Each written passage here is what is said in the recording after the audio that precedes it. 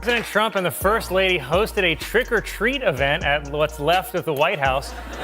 And this is one of my favorite things that the president does because it's so clear he never trick-or-treated once in his life. Japan's new Prime Minister Sanai Takachi said during a press conference that she is nominating President Trump for the Nobel Peace Prize.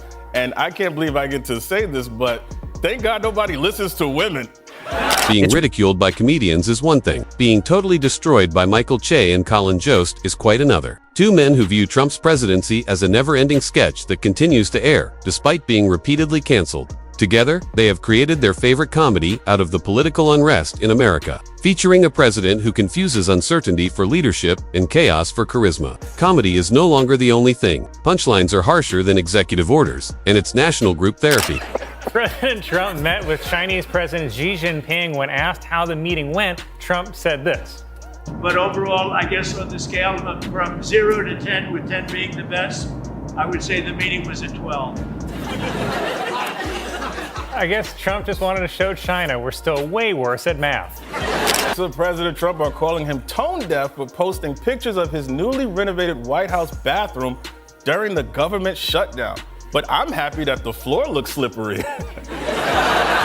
Begins by stating that under Trump, every day seems like a replay that no one asked for. The scripts always finish with the same twist, and the scandals melt together like poor improv acts. Trump proclaiming victory over a catastrophe he caused. It's just performance and unceasing praise for him. It's performance art without... In his first term, here's how he gave candy to a kid dressed as a minion.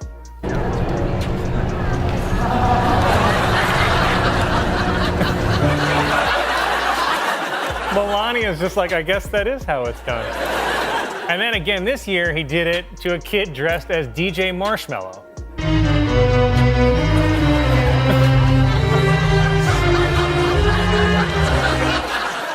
Just put it in the bag.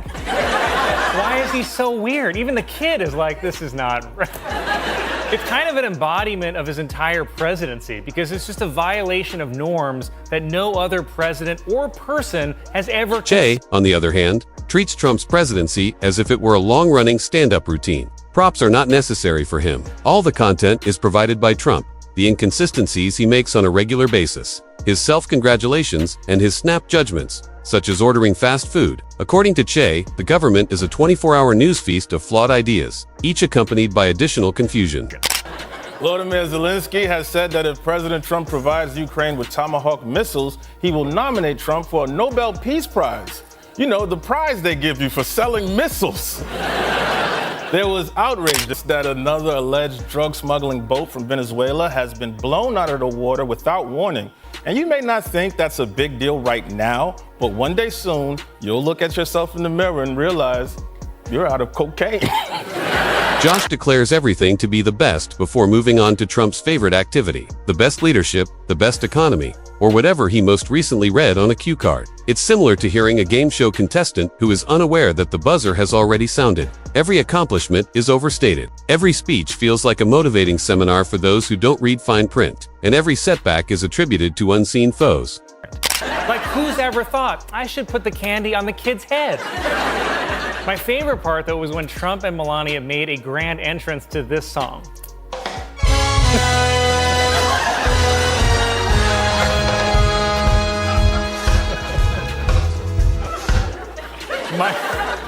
Michael Jackson's Thriller. Just the perfect soundtrack to lure kids to a famous mansion. Che goes one step further and transforms Trump's press conferences into a masterclass in inadvertent humor. He sees them as open mic nights when the audience is compelled to laugh in order to survive, and the jokes are the facts. Che notes that Trump fails to educate the country. He puts on a show for it, turning confusion into confidence and tragedies into wonderful days. He likens late-night infomercials to Trump's news appearances. Noisy, monotonous, and nevertheless always concluding with a... President Trump criticized Time magazine for using a bad picture of him on the cover, saying, quote, "They disappeared my hair." And I gotta agree, that thing do look waxed. Just focuses on the fixation on loyalty. Under Trump, allegiance is based on charm rather than trust. Every employee participates in the Apprentice White House edition, where the sole goal is to avoid being publicly blamed for anything for another week. Jost likens it to having a boss who constantly sounds the smoke alarm because it's too noisy during a fire. The choices aren't the only ones that are ridiculous. The reason for this is that people continue to act as though this is standard government. Che delves deeply into Trump's facts contact. It seems very charitable to call it harmful. In his perspective, facts are barriers rather than allies. Che depicts Trump as a magician who is constantly cutting the truth in half and wonders why no one is cheering. He simply modifies the script in the middle of the scene whenever reality deviates from his version of events. Che, jokes aren't false. It is spontaneously composed, creative nonfiction by a person who detests reality checks, confronts Trump's addiction to social media with glee. The early morning posts, the spontaneous outbursts, the caps lock confidence. It's similar to witnessing an adolescent manage a nation from his bedroom. Imagine Trump scrolling through replies like a comedian who reads negative reviews but doesn't believe them. Every tweet becomes into a statement. Every typo is a national emergency. Jost refers to it as government by Wi-Fi, where emoticons are used for diplomacy and decisions are taken one post at a time. While traveling on Air Force One to the Middle East to celebrate the ceasefire, President Trump told reporters, "I don't think there's anything that's going to get me into heaven." Then he paused for 10 full minutes, waiting for someone to say, "That's not true." Because Trump can't go to heaven. He's far too busy down here, running hell.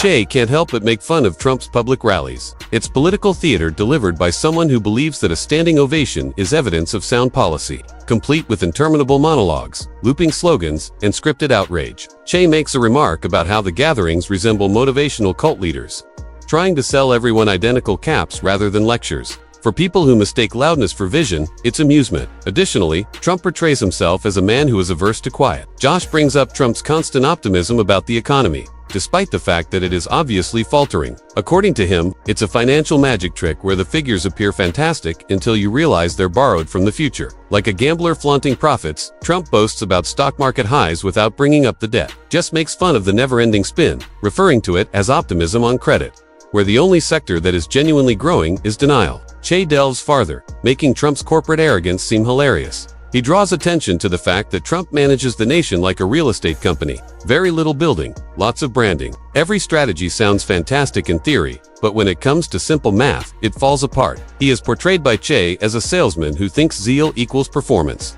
As a result, a country consistently presents ambitious concepts that disappear more quickly. The Middle East are crediting President Trump with brokering the Israel-Hamas ceasefire, but it makes perfect sense to me because sometimes crazy people only listen to other crazy people. Like when you see a guy jacketing on the subway, you don't just ask him to stop. No, you got to take off your pants too, and now we can negotiate. President Trump has reportedly become concerned with Congresswoman Marjorie Taylor Greene criticizing Republicans on key issues, with Trump asking, "What's going on with Marjorie?" A little advice, bro, just let her go. You can't change her. God knows I've tried.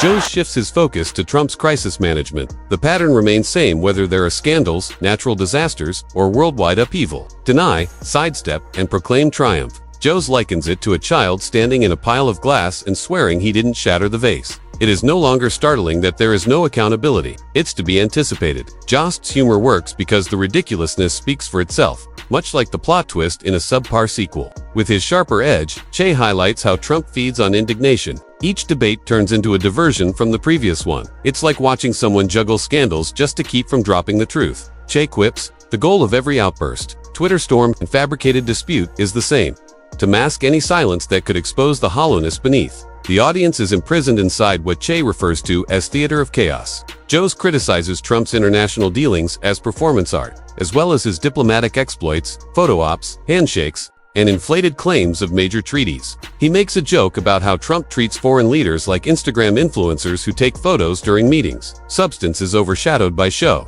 Jost paints it flawlessly as well. A man who neglects to read the assignment because he views diplomacy. Start update with some good news for once. There is peace in the Middle East. The only downside is there's war in Chicago. Only Trump could Freaky Friday Chicago and Gaza. And I know Trump is upset that he didn't win the Nobel Peace Prize, But the last guy to send heavily armed men into an American city was Bane from Batman. It was awarded this week to Venezuelan opposition leader Maria Corina Machado, or as Fox News reported it, Trump robbed by deranged Hispanic. Che feeds the flames by describing Trump's international standing as a warning against overconfidence. He saw himself being treated by other world leaders in the same way as that one colleague, who speaks loudly but never reads the memo. Che makes fun of the excessive nationalism, the incessant self-praise, and the notion that bravado equates to respect. Every assertion of strength and the joke only serve to emphasize insecurity. Jost delves into the love-hate story of Trump's relationship with the media, which makes nasty ex-partners seem normal. He detests accountability but enjoys the limelight. It's like a man debating with his reflection. According to Jost, he is angry when it doesn't satisfy his need for approval. According to Jost, the irony is that Trump is more dependent on the media than they are on him. Headlines are his lifeblood, and outrage is his oxygen. Che refers to Trump as the major influencer in his unvarnished bite. He transforms every scandal into marketing and every crisis into content. Trump doesn't want the truth, as Che notes. He desires traffic. He is more of an algorithm that relies on interaction than a president. It's outrage-based governance, and it only succeeds. President Trump, while on his trip, said that Iran has sort of agreed to terms for a nuclear deal in the same way Trump has sort of agreed to uphold the Constitution. Many people in Saudi Arabia were very happy with President Trump's visit to the country because rich Saudis love to fly out thick blondes.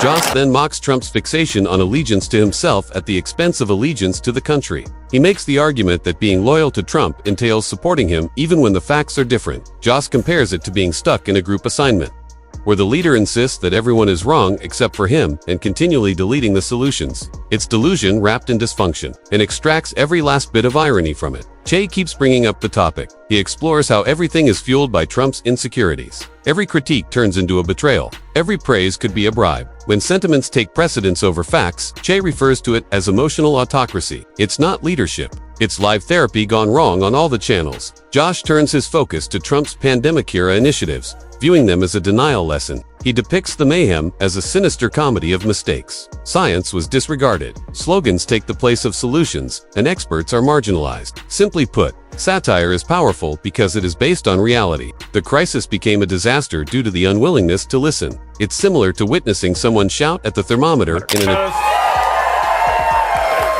Well, President Trump traveled to the Middle East this week, and if I were him, I would have just stayed there because it looked awesome. Trump arrived in Saudi Arabia where he was greeted with a lavender carpet which matched the color of his tie and also the length. They also rolled out a mobile McDonald's truck for President Trump's visit, featuring Saudi Arabia's most popular new burger, the McJournalist. Che transforms it into a social critique. He discusses how the nation's weakness, our propensity to mistake confidence for competence, was revealed by Trump's unwillingness to confront reality. On a national scale, Joes refers to it as main character syndrome.